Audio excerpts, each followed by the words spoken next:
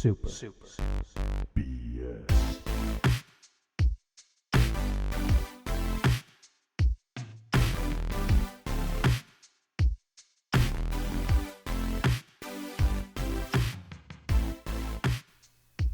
Welcome back to Super BS, Blessing of the Animals upon you all today. I just wanted to check in with you guys. We've been here through rain and snow and sleet and hail and all that good stuff to bring you the news that we love and that we love to talk about.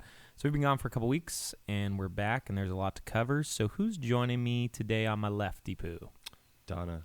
Madonna, my lady Madonna. How you been? Good. Just living the dream? Living the post-massive cardiac surgery dream. That's what we all hope to dream about someday. And who's across from us? It's Jank Jankerson. Jorsh. Hey, dude, for real, it's been a long time since the original dudes were together. I know, Super BS. Soon we'll have to get some. It's like a reunion episode. I don't want to give people too much of a spoiler in our lives, but maybe a Rose Parks and a old church scenario. Oh yeah, we know what that means. Dave, plug your ears for this bit so that you don't hurt your feelings. Dave, sorry, we didn't say We're that. the original crew. But yeah, no, it's there has him. been so much gaming stuff that as much as I want to talk about Blade Runner with you guys, I think we'll probably Eric have to hasn't seen, or Donna hasn't seen it yet. I know, but I just want to talk about it, whether we talk about like what's in the movie or not. Just the imagery is so cool. But let's talk about games because we've probably been playing a ton of stuff. What have you been playing, Donna? In the last 3 or 4 weeks. 3 or 4 weeks. So much. Let's see. I've been playing The Witcher 2, which has been pretty cool. I think there is one of the issues. It's not really an issue that I have with it, but it's something that I think we're going to talk about later today, with the concept of perfect playthroughs and games, really relying on that kind of thing and the pros and frustrations that go with that. But overall, it's a cool game. So yeah, I've been playing Witcher 2. Is that the last one that came out? No, Witcher 3 is the one that came out. Witcher 3, I think, is supposed to be the better game, and I've heard that Witcher 2 is supposed to be the better story. But yeah, so I've been playing that quite a bit. Let's see. Did we talk about the Project Octopath demo? Was that in the last? I think we may have talked about that it came out, but I don't actually think we played it. Yeah, so I played that. That's amazing. All I can say is that I really just freaking can't wait for the game. Oh, it's going to be amazing. Been playing a little bit of Terra Battle 2, and actually regular Terra Battle to go in phases with that game. Terra Battle 2 is really interesting. It seems, and I'm not very far. I think they've only released like 4 chapters of it thus far, but it's weird because you basically have like actual party member characters that are like part of the story, and then all of the like grab bag characters where you like use energy to buy cool looking characters and stuff. Those are all like equipped as guardians for your characters, but the story of the game involves like actual characters. So whereas the first Terra Battle, you sort of like the game is all from like a first person perspective, and then you just put together a party of characters. This game, it's like there's main characters that you adventure with, and then all of the like crazy looking characters and that stuff are characters that you equip on them for extra abilities. How bad are the gacha mechanics in that? Because I know Japanese iOS games. And what do you mean by gacha mechanics? Like you pull a lever normally and you'll get a new character, or you'll get this, and the characters normally have a rating of like 1 through 5 or A through S. The Terra Battle, I think, has been generally speaking a lot more fair with that kind of stuff because, so there's never really like, because what they've always done in the first game and the second game is they do events where, and in the currency, I mean, you can buy currency to download characters, but you never need to because you get it just by logging in. So they do lots of specials where it'll be like, they'll say like, okay, if you do like get a character 10 times in a row on this date, your chances for rare characters is like tripled. And so they or you're guaranteed to get at least 2 ultra rare characters. Like it's pretty easy to not spend money or feel like you're getting ripped with characters and stuff in those games. Yeah, I don't know if you got a chance to play Fire Emblem Heroes. Oh, earlier it's this nothing year. like that. Yeah, because I kind of bounced off that I just didn't care about you have a 4-star Lin. Well, you need a 5-star S rank Lin to be able to do this. So in Terra Battle, characters have specific ratings. They don't here's your A+ version of the same character, you got the C version. Their characters are divided into rankings, so it's this character is only a Z character, and this person is only an S character, and this person is only a B. Okay. So it's you don't ever have to deal with getting someone getting a character that you want and then getting a bad version of it. They don't do that. Oh, okay. So I think they all have equal stats and stuff as far as I know. And if you ever draw same character twice, you usually get level up and stat bonuses for the character that you've already drawn. Okay. Terra Battle 2 is a little different because since the characters you draw are guardians essentially, you can draw multiple of the same character and then you can use those 2 to level each other up. So it's kind of it's a little bit of a different concept, but besides the game that you and I both beat just last week, have you been playing anything else? Because we'll talk about that, but we'll probably get a little bit deeper into that. Oh yeah. Let's see if I've been playing anything else. You did Witcher 2 and did Witcher 2, Terra Battle, Project Octopath. Terra Battle 2, Project Octopath, a little bit of Undertale. Did you end up getting any of the recent indie games on Switch? No. Okay. I haven't. I actually haven't turned on my Switch in a while because I've been playing Witcher. It's okay, man. You got Super Mario Odyssey coming out soon. Yeah, I do. I am really interested in Stardew Valley on Switch. Yeah. That seems like the system to have it on. Is that out yet? Yeah, it is. It came Yeah. out. I actually picked it up. I'll talk a little bit about it in my thing, but what else I was gonna say? I picked up the season pass version of Final Fantasy 15 to play all that stuff. Oh, really? But I haven't actually done it yet. Is Comrades up yet, or is that this week or I think next it's a week? beta. Okay, because I think the multiplayer actual thing releases It's in October 29th or something like that. Oh, okay, so it's a Yeah. couple weeks from now. But it's like how we were talking about what took place while Noctis was in that 10 Yeah, years. I that's guess that's where the game takes place. And that's cool. That's a really good idea. Yeah. I think. Josh, what have you been playing, man? So I've been playing besides Final Fantasy, the Zodiac Age, which I want to talk to you guys about later. I've been playing a little indie game called Maze. Okay. And it's by Finish Line Games. M-A-I-S-E. M-A-I-Z-E. It's actually about corn. Yeah, exactly. It's about sentient corn. Oh, it's that game. Yeah. Oh, we were joking, actually. Wow. Yeah, I got a free review code for it, so I've been playing It's that. like a shooter, right? Yeah, I well, saw a it's video like for So it's really about corn? it's real. So I was you're just making a pun. so the I was doing The, that too, and then I forgot. you're on top of an underground research facility, and they're making sentient corn. Okay. And so the corn is course. basically the whole game is like a maze/puzzle solving game, and the corn are basically the bad guys. And Monsanto is the good guy. Exactly. Because he makes all the corn. Yes. But yeah, it's fun. It's challenging. It's funny. Yeah. It's definitely well written. It's kind of got that I guess you could call it a Borderlands vibe to it as far as the writing goes, but So most of it's trash, and there's a few funny jokes. it's just a lot of littered people throughout. saying really random things. Okay. But it's yeah, I mean I didn't play all the way through it, but it's the puzzles get harder and harder as you go, and there's a lot of a lot of things that you have to really be observant to solve.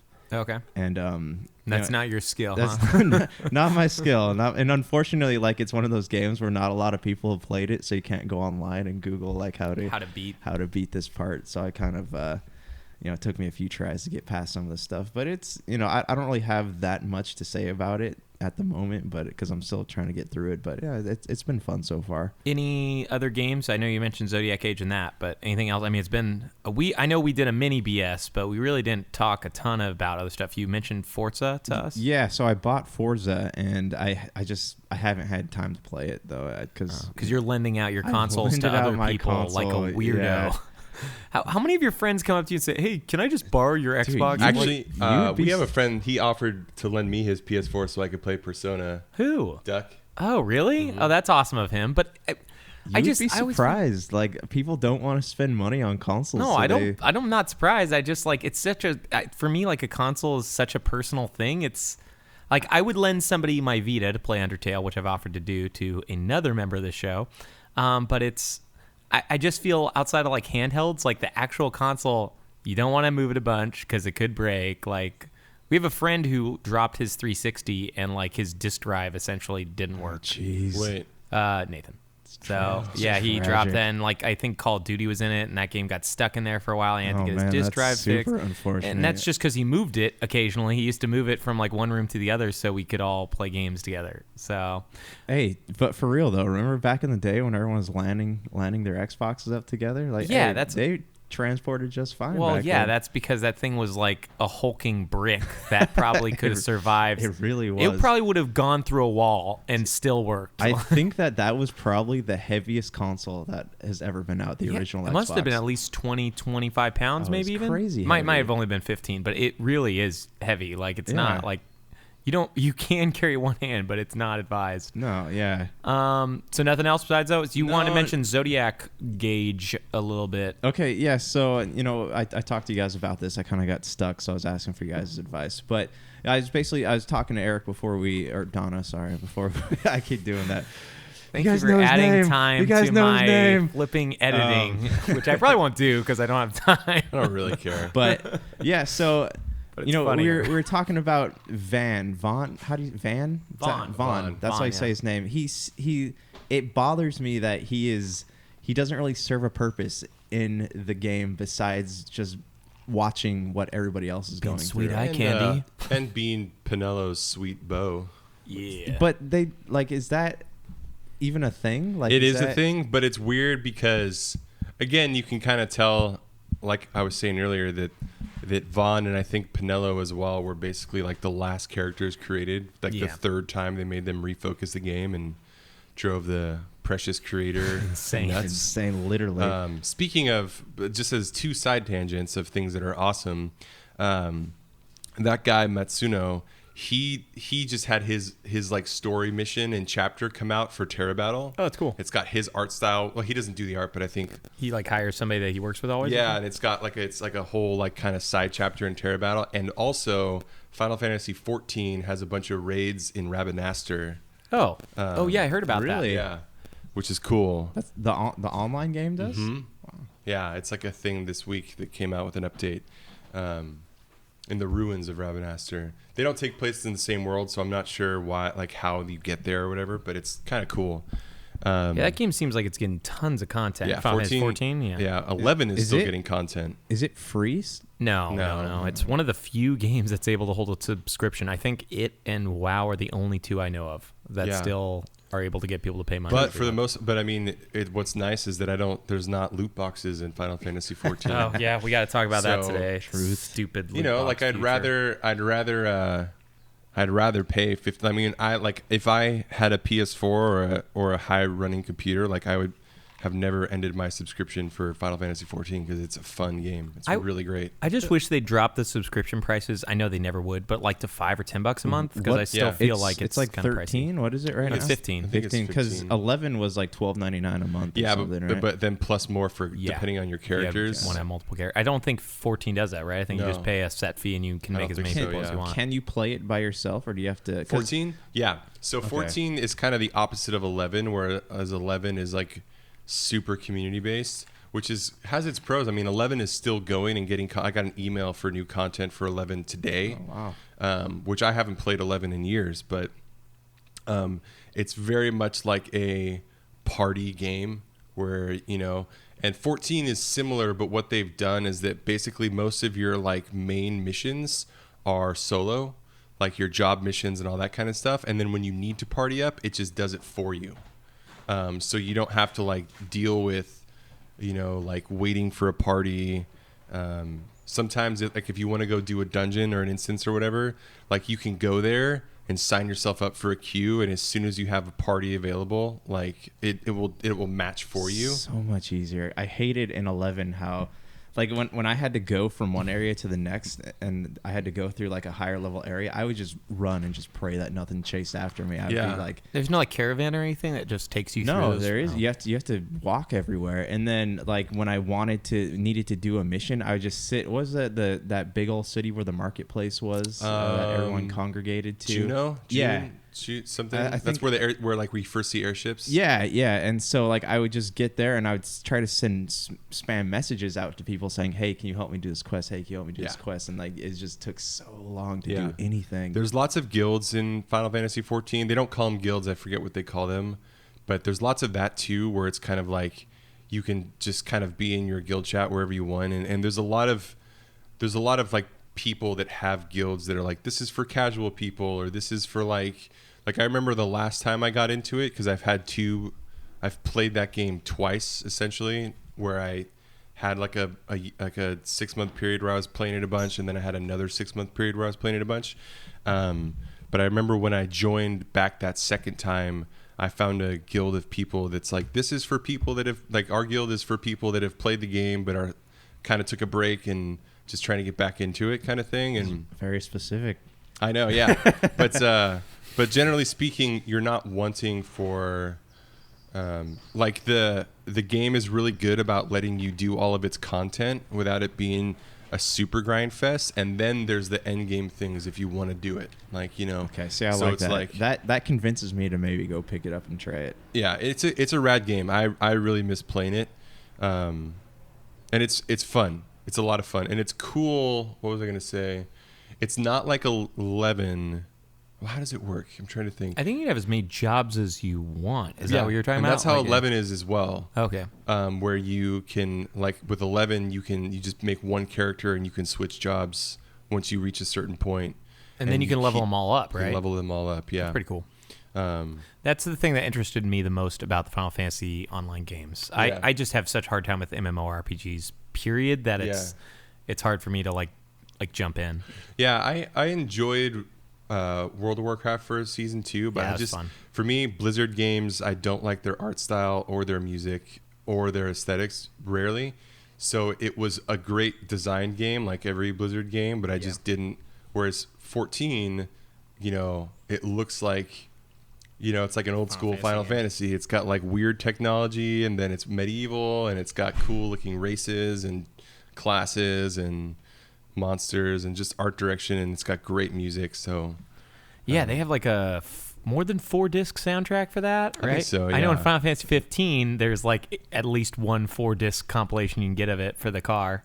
Oh yeah. No, the 15 soundtrack is weird, and I know this because I buy video game soundtracks, and I own 15 soundtrack. Actually, I meant the in-game soundtrack. Oh, where remember you buy the CDs at the stores and then you put them in the car. I think 14 had 4 different discs. Oh, and that was a still selection from it. Is it? Well, 15's kind of like a greatest hits of all the Final Fantasies. Well, for the soundtracks specifically, but in a lot of ways, yeah. But anyways, you want to mention something about the Final Fantasy 15 soundtrack? Oh, I own it, and there's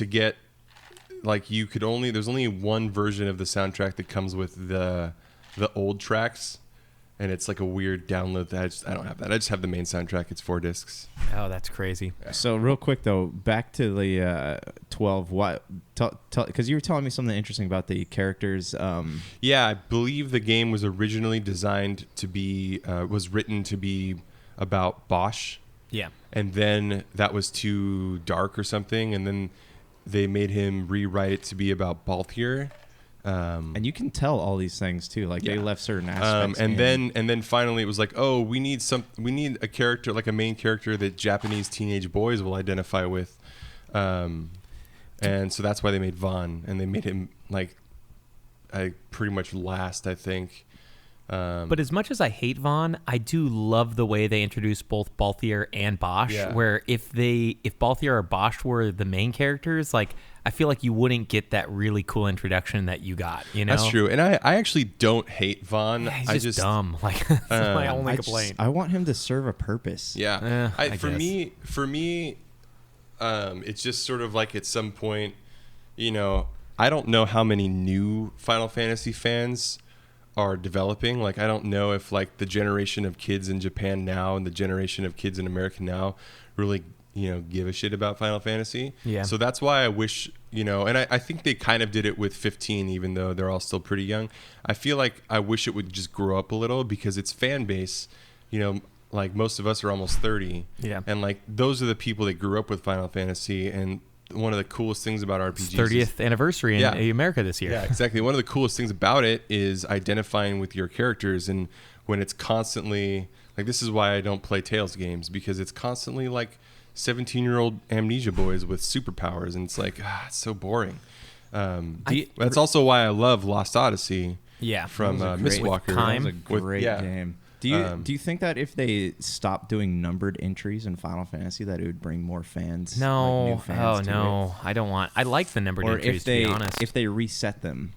That would be weird. I don't think they need a reboot. I think the way the design of it is so cool. It's kind of like Twilight Zone. You could have infinite Twilight Zone episodes, and it wouldn't ever be bad because they're all kind of separate stories that are self-contained. Yeah. Like, I don't think you need a Final Fantasy reboot. Unless you're thegamer.net or .com and you know things that we don't. Yeah. Real quick, though, I do want to move pretty quick because we got tons of news to cover. But one last thing about 12, I think, and this might start a bigger conversation, but I think they could have even just made, instead of Vaughn, like a create your own character, and it wouldn't have changed the game that drastically, because that's true. Vaughn was such a blah no one that. But stuff like that is hard with just because it could almost be like, it's like when you do stuff like that, it's harder to have voice acting. It's harder to have like, like that kind of focus. I mean, that's one of the reasons that I just basically skipped Xenoblade Chronicles X. Because and I hate it a lot, but I think Vaughn, I don't remember almost any of his lines in the game, to the point of where, like, I think what's the one where you go around saying that you're Bosch or whatever? Oh, that's the Bosch von Bosch von Ronsenberg. Well, so they keep trying to make him relevant by having these moments, like these father-son moments between him and Bosch or him and Balthier. Yeah. And that's really the only emotional depth that he has. Do you remember the Mega 64 video where they did that? They go around and dressed up as Vaughn, and they went just to random people and did that. No, I think I've seen it once. But that's a great one. I watched a new one of theirs where they do Mario Odyssey. No, I've not seen that one. I'm saying I watched it, and they like throw the hat on people. The last new one I saw from them was their Deus Ex, where they're hacking everything. Oh, okay. It's a really funny, just like them walking around hacking everything. Were you there when we were right next to them at Disneyland once in line for Space Mountain? No, not I didn't at all. say anything because you never know if. I mean, they're not cool. Really celebrities, but they are crazy. You never utmost. You never know if someone is like going to be upset that you're like bothering them or not. But yeah, they seem like cool guys. Yeah. But anyways, Jake, what have you been playing? Oh, that's right. I'm here. Nice. I've been playing Undertale just at the very end. Just beat Metatron, or was that? Oh yeah, Mettaton. Mettaton. I think it's Mettaton or Metatron, but it's it's a great battle. He was pretty funny, and then his second phase was pretty fun. It was actually pretty hard. Yeah. Oh, the dodging. Which part? What was the second phase? Is that the one where you have to get the 10,000 points? The 10,000 viewer ratings. Oh, that's awesome. And it starts off hard right away. And if you're playing the true pacifist way, which is what I'm playing, that's what. Unfortunately, or fortunately, however you want to look at it, when you play a game a year and a half after it's out, you kind of know, you get to read and know how you want to play, because for anyone that doesn't know anything about it, when you get to the end of the game, they do a spin where it's like, oh, your level is an acronym for like love of killing or something. Yeah. And your experience points is for like enemies executed or something like that. And yeah, it's silly. And so it puts a whole twist on you if you were to actually fight people. So, but I knew that going into it. Again, probably a bummer in the end. But so I knew to play true pacifist way, because I guess that almost takes away from replay value, because had I played the first time and killed everyone and then that was revealed, it'd be like, oh, okay, I'll play it the pacifist way. But I knew, and now I'm just being redundant. And no, I mean it's cool. I kind of did the same thing. I learned about it. I'm glad though I knew that. I think I would have been angry, and on top of that, I know that if you play not pacifist, but if you play the other way first and then come back, they'll actually comment on it, which is cool. And it's fun that people found that. But, I mean, we both did play it late, and I played it the way I wanted to, though. I would rather play it on a console. Like, I played on Vita and PS4. I'd much rather play on both of those than on PC, where I just don't feel comfortable. Agreed. So. Some games just don't, because I wasn't a PC gamer for so long, and you guys all know that. But yeah, then I kind of became one out of necessity, because that's what I was on all the time. And then they finally made a system I thought worthy of buying again with the Switch. Yeah. So I'm finally stoked about it again.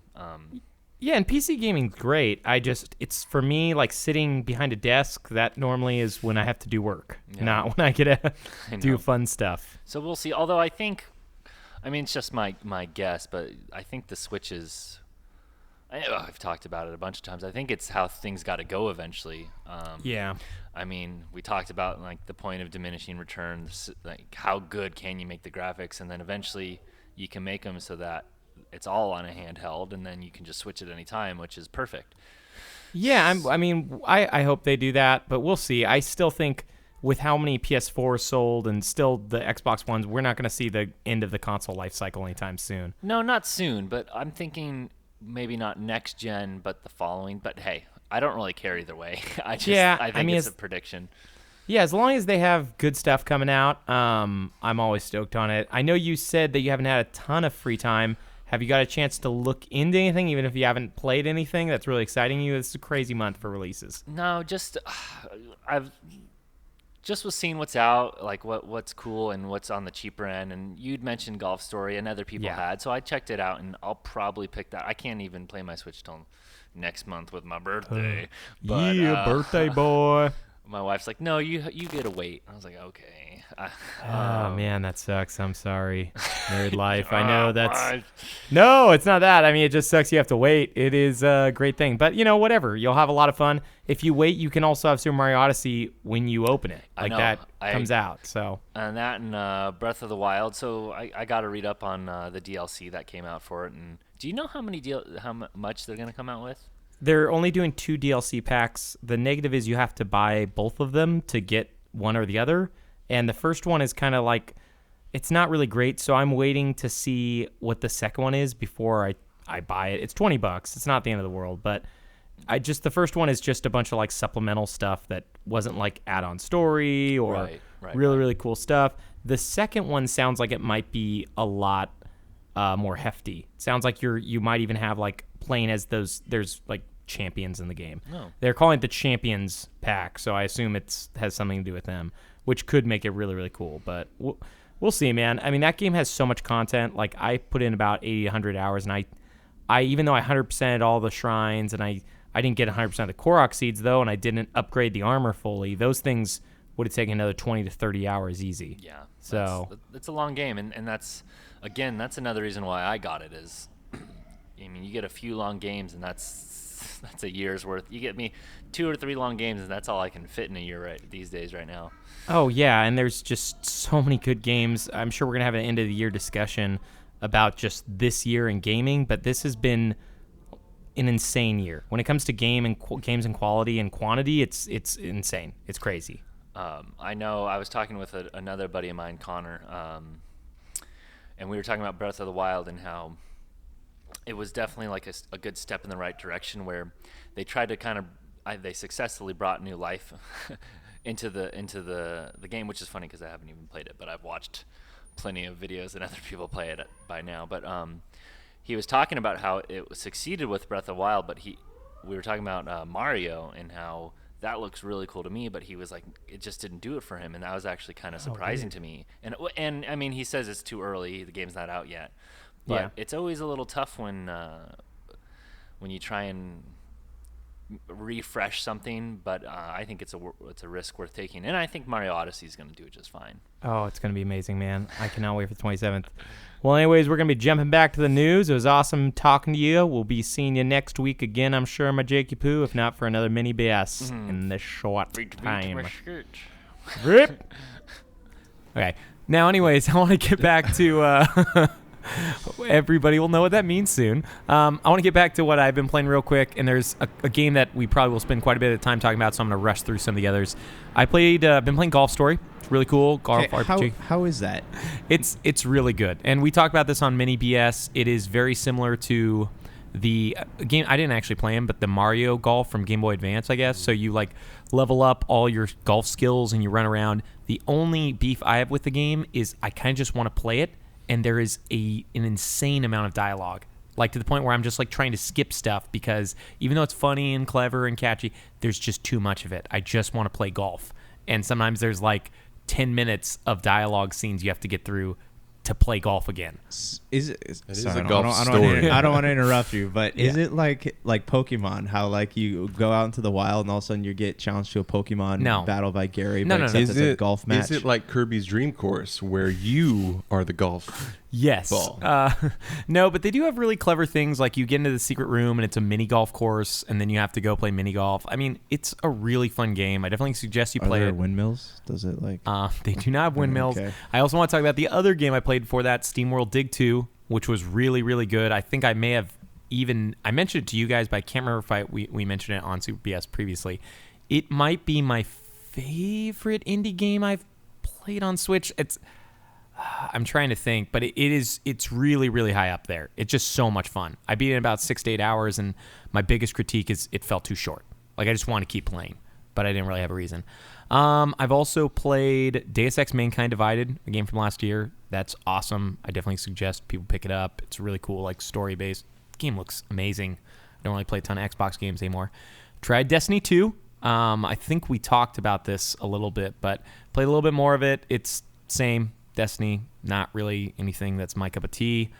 And there's more games than that. But the real game I want to talk about that both me and Donna beat was Cuphead. Yes. Probably one of my favorite games of this year. This year's been so crazy. I don't even know if I can say that anymore because there's been so many good games. Oh, man. Cuphead was amazing. Oh, the aesthetic. I'm still playing it. Oh, you are? Yeah, I've been, I go through I'm trying to get black and white mode, so... doing the platforming level without getting hit? Well, no, it's not without getting hit. It's without shooting anything. Oh, okay. Yeah, which is almost equally as hard. Yeah, it's actually really hard. I've done 3 of them. How can you do that? Some of the guys require that you kill them, like their walls. There's one level that you can do it without doing that? No, so basically, you have to have the invisible dash. Oh, okay, and equipped. You can dash through them? Sometimes you just have to take a hit, but you can...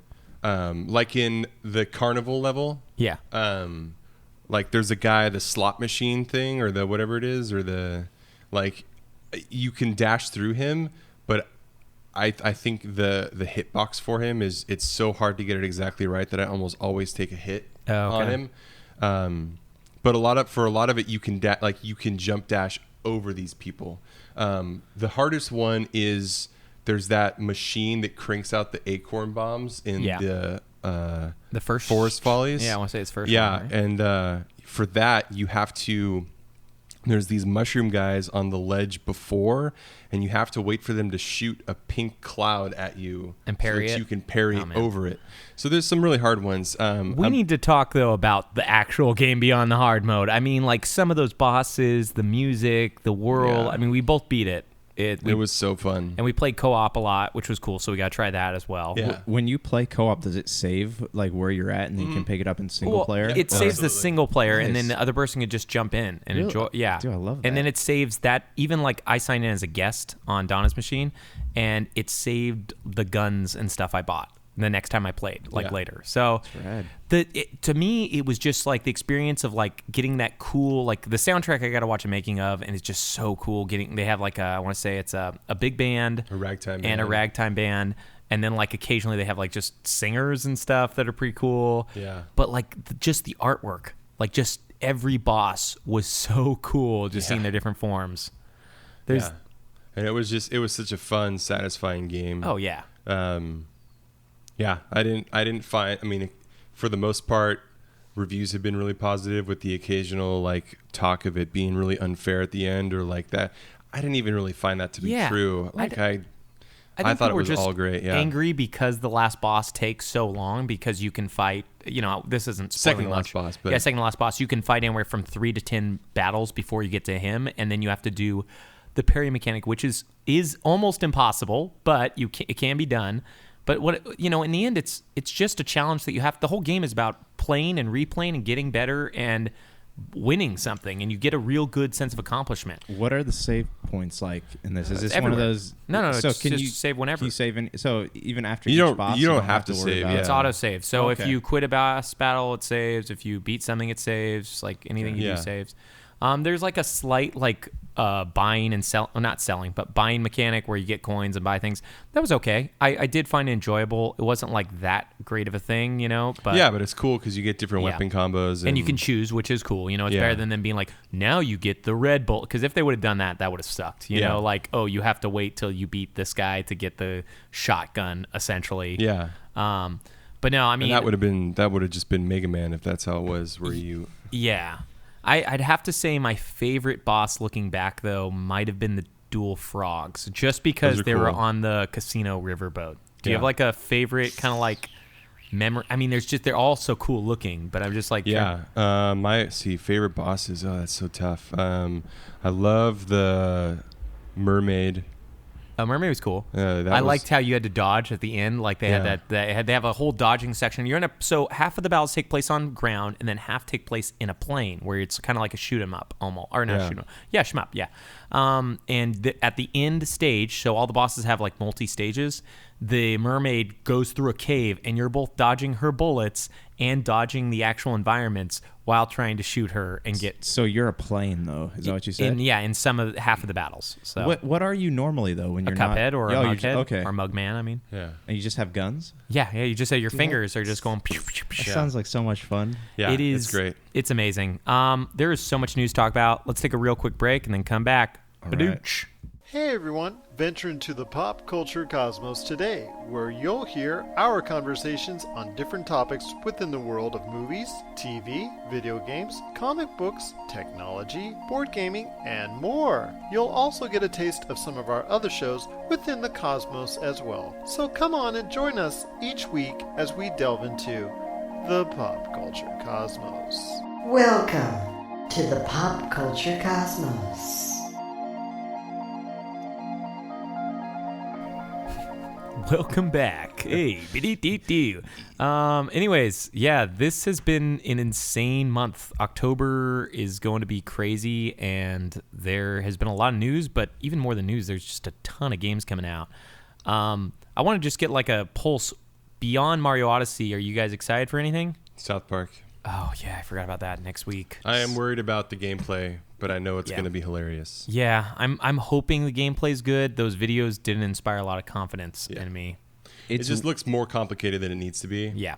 It's weird because the videos kind of turned me off of it, but then everyone's excitement over it is making me feel excited about it. I mean, I know the game is going to be so funny, just like the last one was, and it's got the same, Matt and Trey are heavily involved with it, so it's going to be South Park funny, but it's just kind of hopefully the game, not being made by Obsidian is going to be okay. Yeah, that's a bummer. But I don't know if you guys noticed, and we're going to kind of go through the news weird today. I don't know if you guys noticed the post. I want to say it was from an Obsidian writer about a Fallout tweet. Did you see that? He posted something about like a stick figure shaking the hand of Pip-Boy. And a lot of people are hoping it means that like Obsidian or something is going back to the Fallout universe. That would be so awesome. So it's a big rumor. Nobody knows, but it is a strange tweet. Did they originally own Fallout? No, but Obsidian is made up of people that worked on the original Fallouts, which is why a lot of people preferred New Vegas to 3 because it felt more like the originals. Fallout-y. Okay. So, because Bethesda tends to make things too serious because their Elder Scrolls games are serious, except for Make the Liar and the Lusty Argonian Maid. Nice. I love those books. But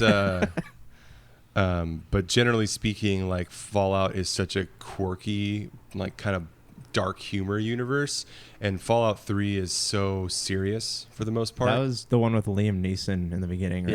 Yeah. Okay. And then Fallout 3 is amazing. Fallout though. 3 is a great game, yeah, of course. But Fallout New Vegas came out, and it had, it's Obsidian that made it, and they had the people that worked on the original Fallouts that helped invent Fallout, essentially.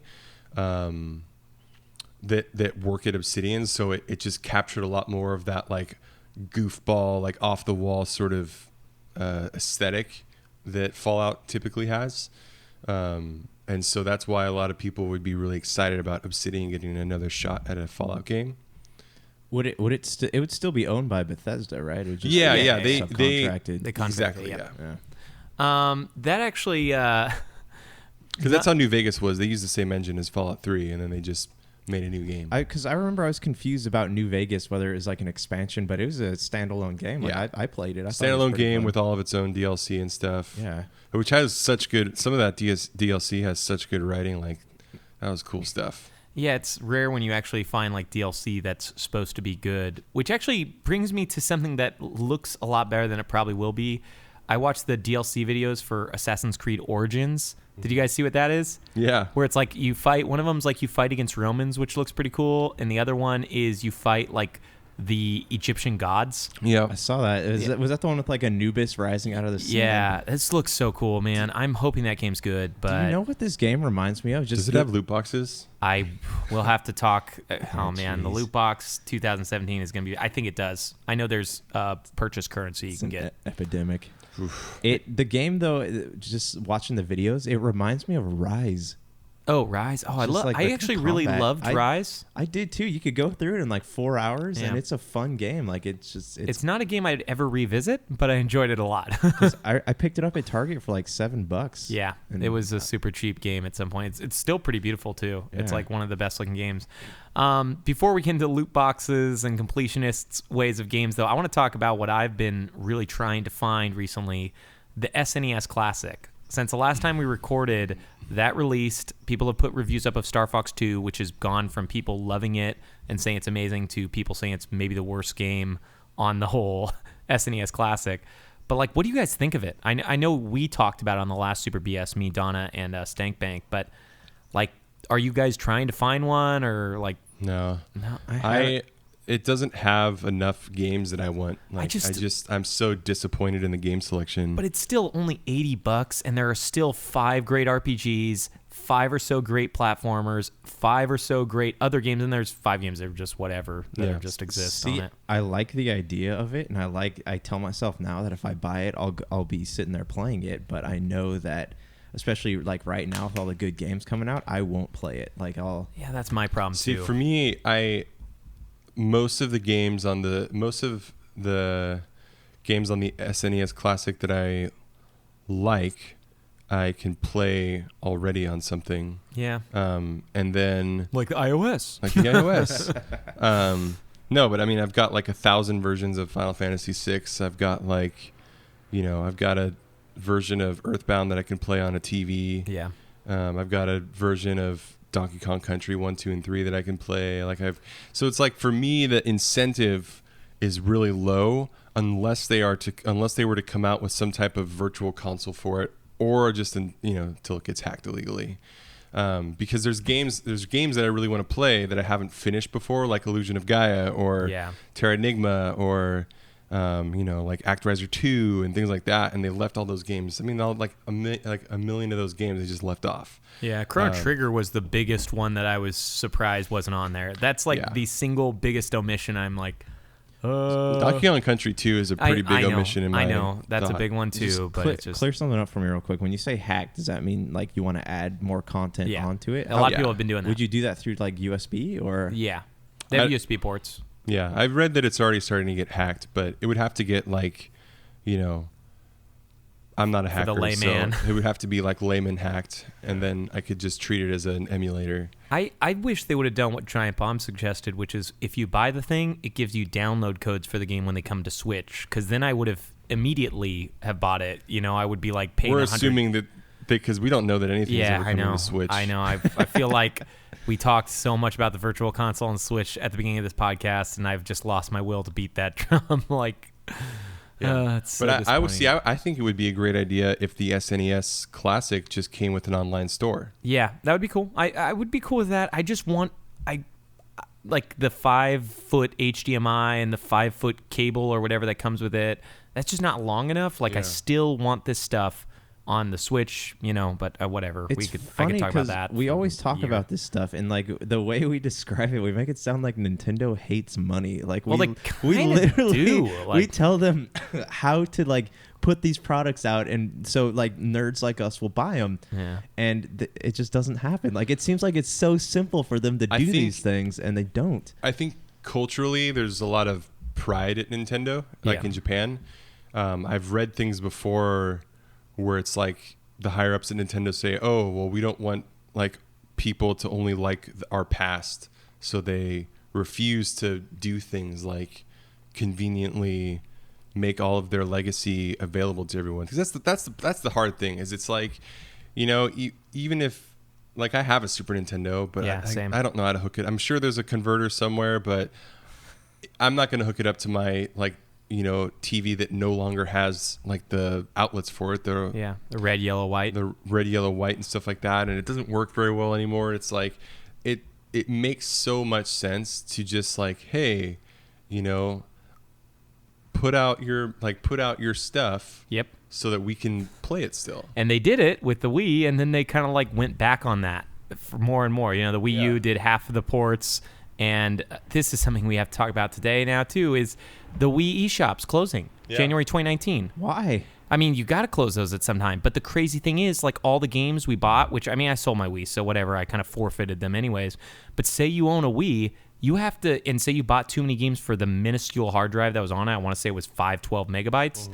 You have to literally back those up on a USB or hard drive to be able to like ever access them again. After 2019, it's done. Like you can't get the games you purchased. So Nintendo is dealing with this the exact opposite way that Microsoft did, where it's like, hey, let's make the original Xbox games backwards compatible. Let's do the 360 games where it's like, hey, you can use your discs or your digital purchases. It's like, nah, we don't want you to get the games you paid for already. Eventually, they are going to run into that problem, though. That's why Microsoft addressed it. That's why there's been rumors of Sony talking about it. Yeah, I don't think Sony's going to do it, man. Maybe the next console. Yeah, I think Sony has to take another... They need to have the reverse, like the Microsoft thing happen to them, where everyone just turns on them for some reason, and then they might do something good.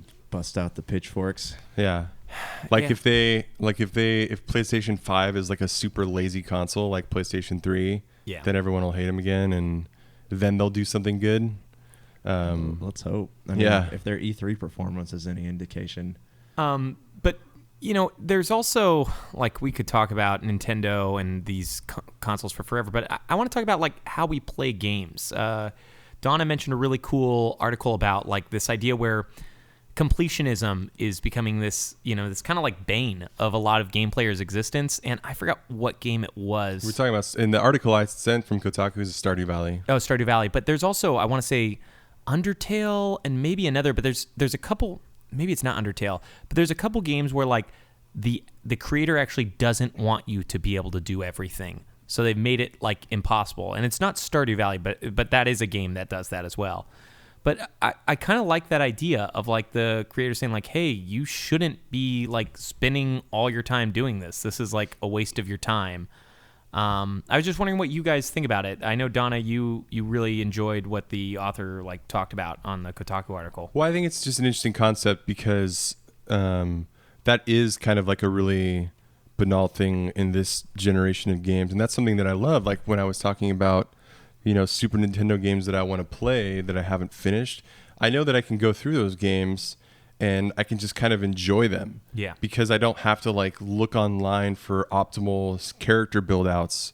Yeah. Or, it's like that's kind of I'm really enjoying Witcher 2, but it's also you have to stay on facts to beat the game. Like your choices matter, number one, but not just your story choices, your built, like especially in Witcher 2 where it's a lot more brutal than apparently Witcher 3 is. Yeah, Witcher 3 is a lot more casual. You can't waste your points, and you can't really respec in that game until the very end anyway.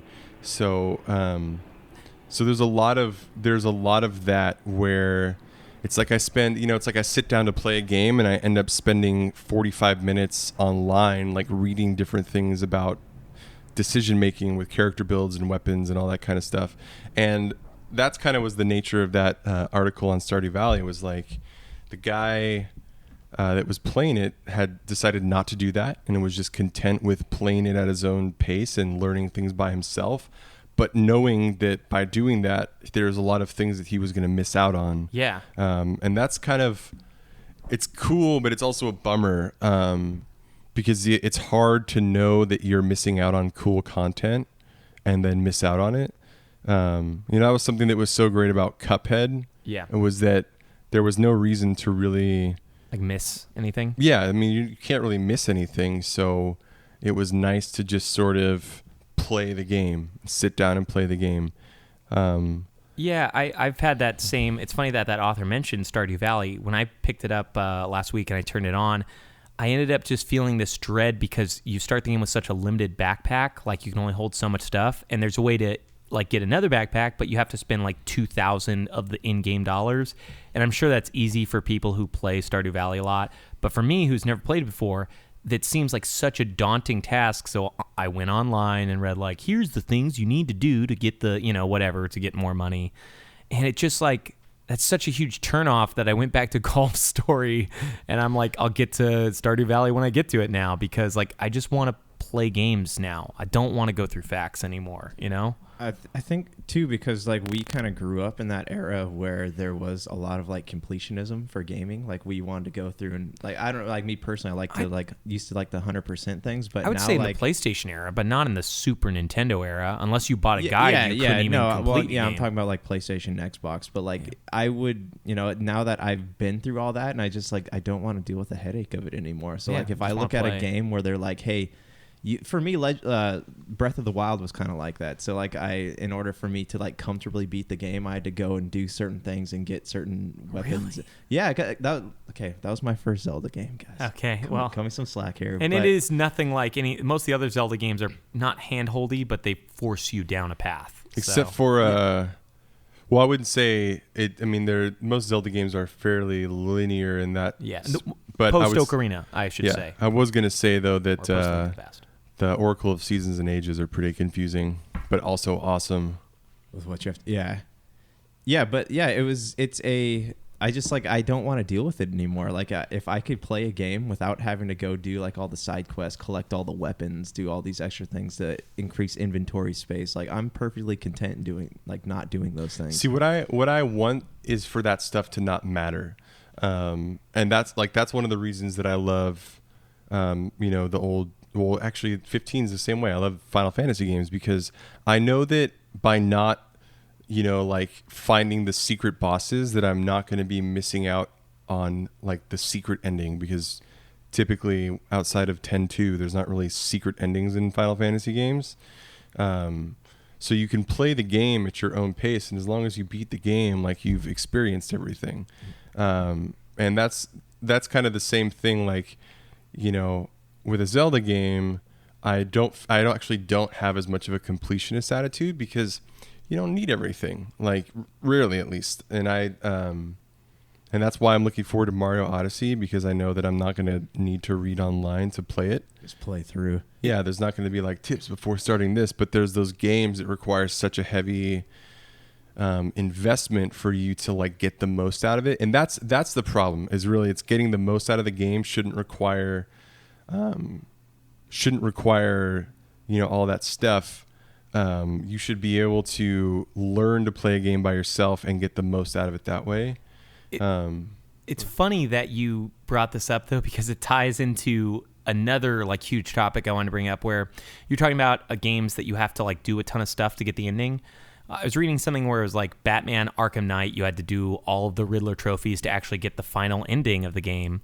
And I read that because Shadow of War, the most recent Middle-earth game that came out just this week, has a thing where you have to play Act 5, I want to say, for anywhere from 12 hours plus to actually get the final ending in the game. Right, there's like a whole post-game thing. And that also brings me to, I want to bring up Shadow of War specifically, because it's where I think I've started noticing the other epidemic, and we can go back and forth between completionist and this, but they're kind of almost tied together. Before we talk about that epidemic, I was going to say the other epidemic that goes along with these completionist games are so freaking big. Yeah. That's the problem, like open world games. Like even if there's like a specific in a game like Undertale where it's like you want to do it a certain way, it's a 6-hour game. Yeah, it's a lot more manageable. It's manageable, but it's like when I was playing Dragon Age Inquisition, and it's like there's and it's like there's multiple, and I pretty much 100% of that game. And there's multiple, like you can make that big decision. There's always a Mages Templar split somewhere in a Dragon Age game. And it's like, I'm never going to go back through that because there was another 60 hours of game after that. And it's like, I'm not going to replay that for a completionist. Yeah, they should almost have like an option in the main menu that allows you just to enter that point beyond just like, oh, you have to set up a save file here and then load that file and then go through the other thing. Like they should almost have that once you get to that point, be like, hey, here is the story. But the point what I was going to say is that even if they had that, there's still another like 60, 70 hours of that game to play. So it's like, I'm not going to do that ever again. I know. Mass Effect was really bad for that, though. Like, but Mass Effect games were significantly shorter than a Dragon Age game. 20, 30 hours tops. I actually played Mass Effect 1, I want to say 2 or 3 times. Yeah, Mass Effect 1 is short. It was awesome. It was just like a great, quick... Like, once you know how to play that game, you could beat it probably in 12 to 14 hours. Mm-hmm. Oh, man, that game is amazing. Yeah.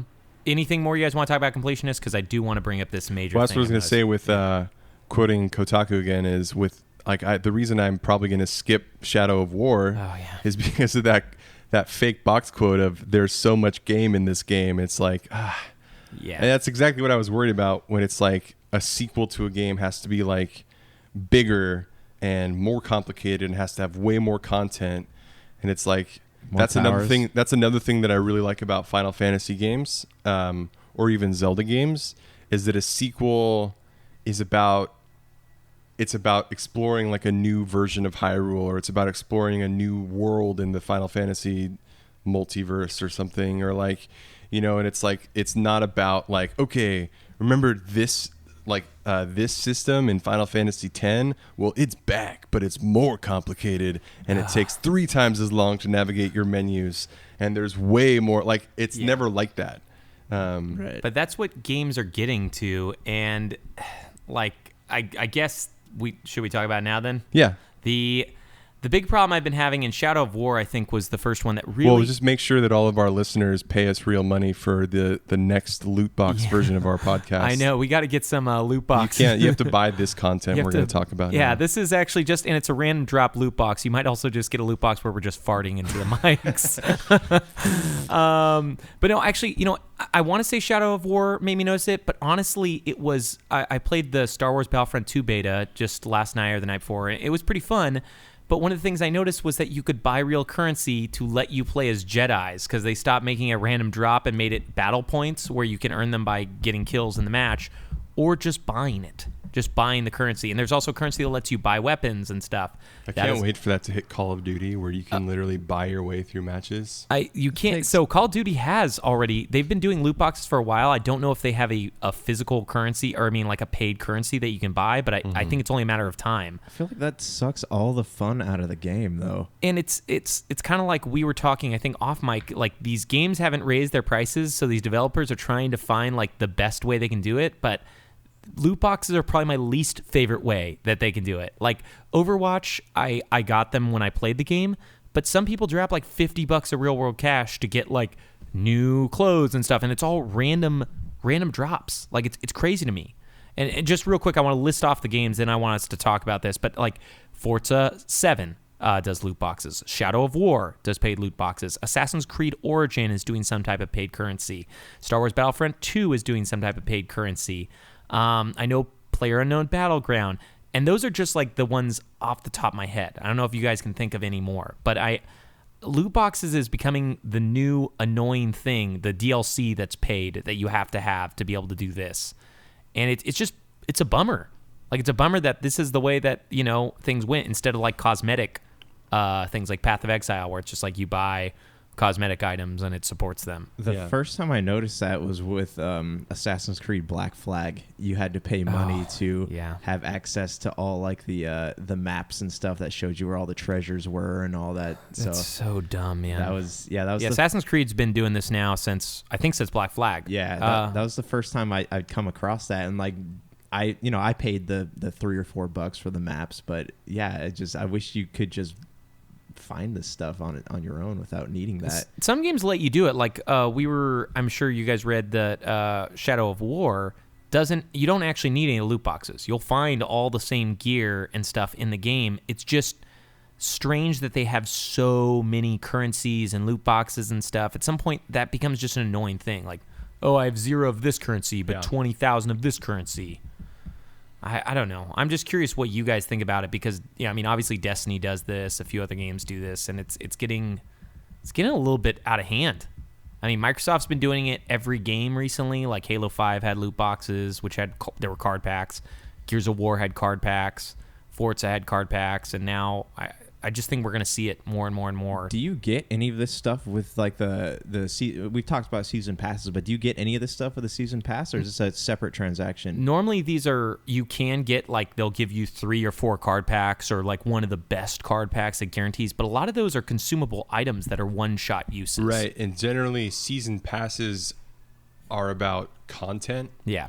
Versus this is about loot. So you're basically buying better items so that you don't have to earn them. Then it sounds like it's okay in Shadow of War because I've read so far that you really don't need them, that all of the epic and legendary gear and orcs and that kind of stuff you'll just find in the game. Yeah. And it's really not necessary at all.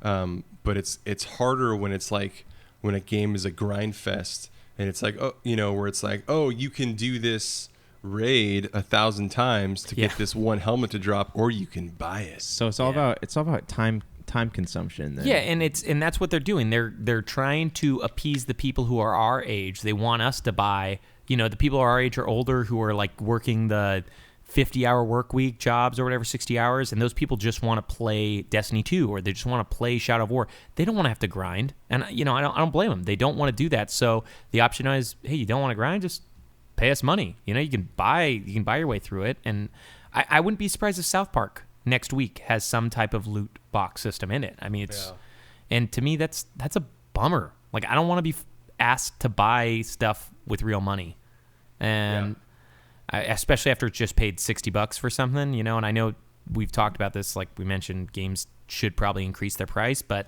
they're not gonna, and it's getting too expensive as is. So you can buy South Park for $100. Yeah, I know, right?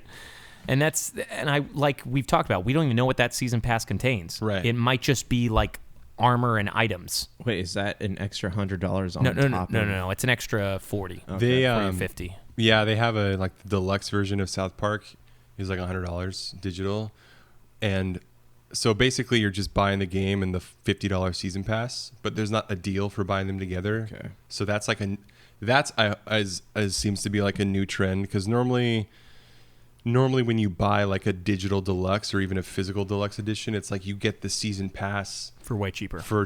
It's like, the game was $70 instead, and or $80 and the season pass was $20, as opposed to buying the $60 game and the $30 season pass. But there's no savings. It's just buying them at the same time. Jeez. Yeah, it's the whole monetization of games. It's a game that I have no interest in playing, but I've heard was the worst offender, NBA 2K 18. Oh, yeah. I've heard that, what do you say, there was $1,000 worth of transactions. Wait, really? Just for so. What, like shoes? And so what you clothes? can do actually, from if I've heard correctly, I'm not going to play it. It's a sports game. I'm not interested. But you can buy points that allow you to upgrade your character. And if you don't pay the real money to buy those points, it supposedly is a lot of grinding out games to be able to upgrade your character. It's like a very slow in a sports game. Yeah, and you can bring your upgraded characters to play against others online, as far as I know. So it is pay to win for a $60 game. Jeez. And this is something I think we're going to see more and more and more of. Yeah, there's a version of it that's $150. Yeah, that's so stupid. I mean, sports games are probably like the worst offender, maybe. They make sense though too, because I don't really register sports games as real video games anyway, because they just seem weird and dumb to me. But I'm not interested in them. But yeah, but I mean, it seems like, I don't know, I guess sports fans, doesn't fantasy football cost money? You can pay for and then a lot of fantasy football leagues they like expect pools, you to right? pay. Expect you to pay. But it's not surprising because I mean these are the same people who buy essentially the same game every year for $60, and it sells. It's the top selling game of August. Madden, they're gonna buy these things. A lot of them are just like, hey, I just want to play and be good, so let me just pay $20, level up this character and max him out, and it's such a skeevy way of making extra money. I guess though, like if you're like EA Sports and you're releasing 4 or 5 main titles each year, and then you're a consumer and you only buy like that one game, which is what they all do. It's not like I can see it from that point of view. I do too. It's just a frustrating way. Like Shadow of War, it frustrates me because even though I'm not buying it at full price, I'll probably wait till it's on sale. I don't really want to have to come across a lot of screens that say like, hey, purchase this for $5 or it takes you to the store. Like if there's a way, I've heard Forza 7 does this, which is nice. There are some games that allow you to literally say, I don't want to see any microtransactions. And I think Forza 7 was the game that does this. If there's a way to do that in games, I'm a lot cooler with it. But if I just paid for a game, I don't want to see that screen because I'm not going to be tempted to do it. It's just going to be an annoying thing. One of the big reasons why, beyond the way I hate that they control, I don't play a lot of phone games. I hate a lot of them that they have advertisements. And I don't know if you've ever tried a free iOS game and had to sit through a 15-second advertisement. And they continue to pop up while you're playing too. So that reminds me, I forgot to mention of games I've been playing a lot of is I'm back to Super Mario Run. Oh, how's that going? They released a brand new mode that was free, like a free update if you're already on the game. Yeah. Called Remix 10, and if you play it a ton, you can unlock Princess Daisy as a playable character. Oh, nice. Which I did. And then it also has a brand new world in the main game. So 4 levels? It's I think it's got 6.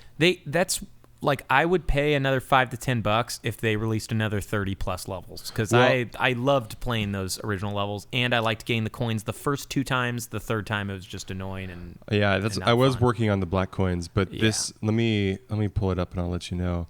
I think the new world, the Star World, has 6 or 8 levels. I could be wrong because the game for a phone game is like perfect. Like it's one of the best like design things because you just click a jump button and they made it challenging enough and interesting enough that it's fun.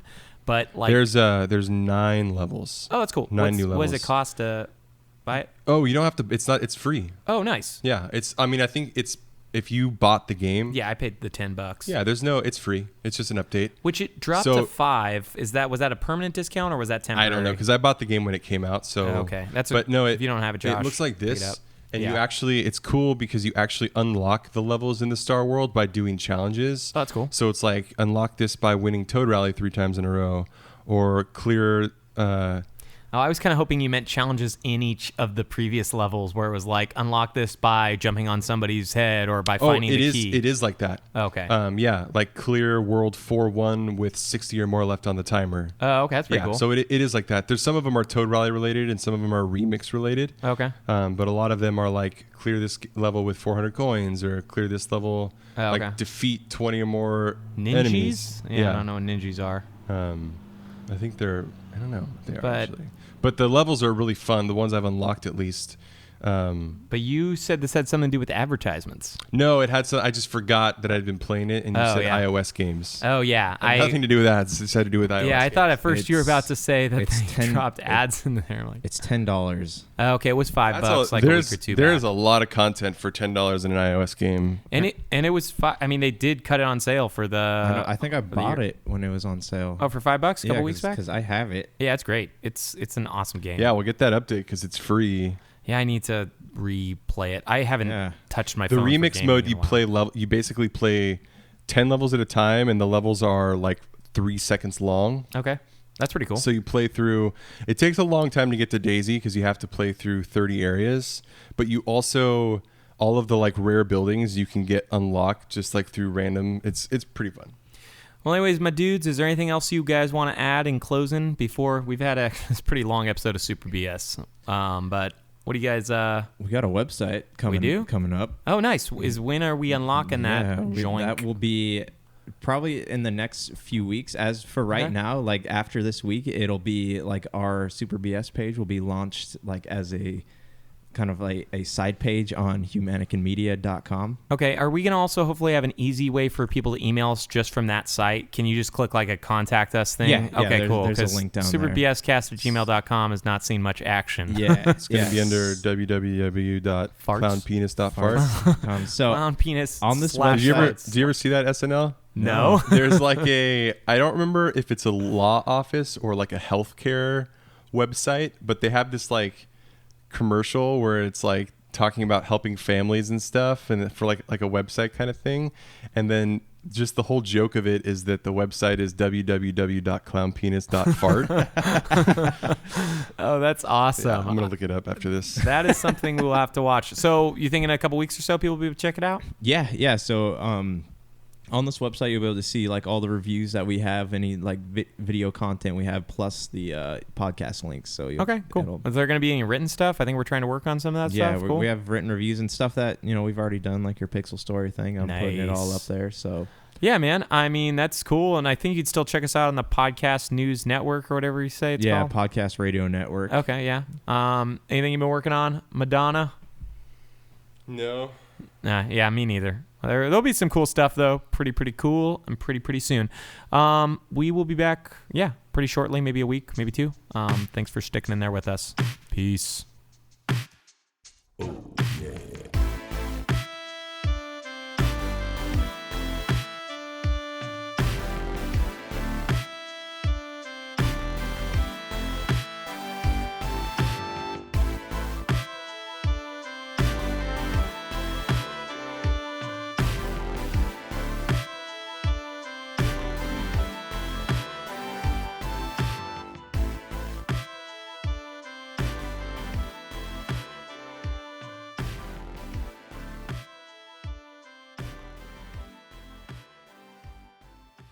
That to us people that can feel things, it hurts.